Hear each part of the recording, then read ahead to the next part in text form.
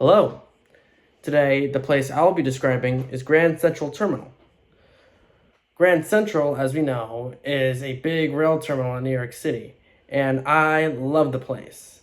Being a transit fan and also living near the terminal during my childhood years, I would always love visiting the place, just exploring around the main hall area, looking at the trains, going to the stores, especially the subway store there with their little Christmas trains there. I love that a lot. Grand Central has really held a special place in my heart here. Grand Central, as we know, is the largest train terminal in the world with trackage, with about, I don't know, like 60 something tracks. We can go to Wikipedia real quick. 67 tracks. That's a lot of train tracks. And serving the Metro North, New York City subway, and of recently the Long Island Railroad. I was actually there on the first day from when it opened for the Long Island Railroad, which was pretty cool.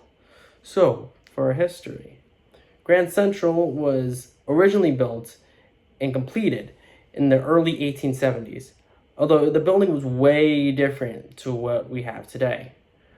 What happened was, as electric power became the motive for rail transportation, especially because of underground sections now, a new terminal had to be built.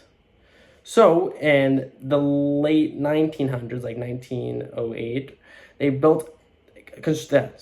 they started construction on a new terminal, which was completed in 1913, the terminal we know today.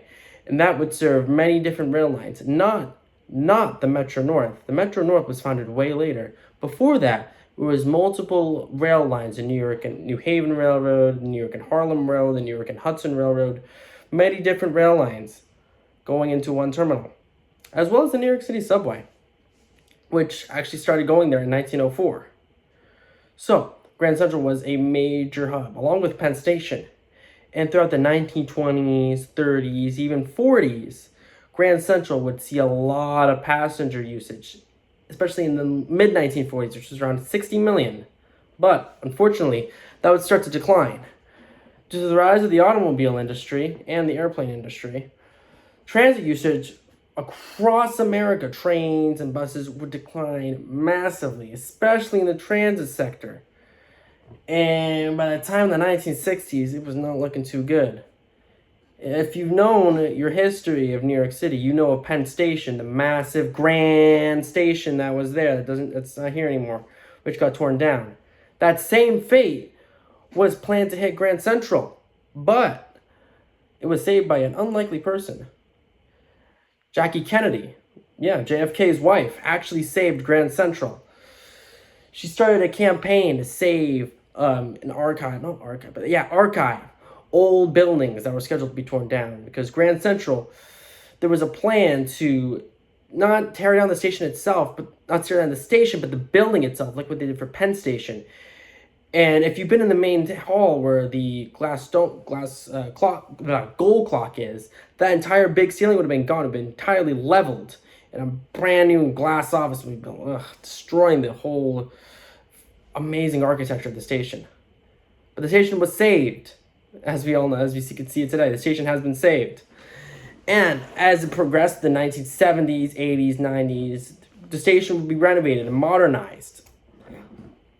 And in the early 2000s, finally, after almost a century, the Long Island Railroad was finally scheduled to start going into Grand Central. But the construction would take 15 years, from 2008 to 2023, for Long Island Railroad to get to Grand Central. Finally, in 2023 opening.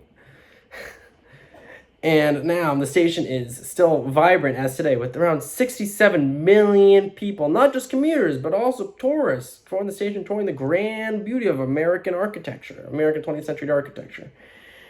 And just being in the station, just looking up at the grand mosaic, that the stars, it's supposed to be a constellation or something, where the gold clock is such a beautiful view.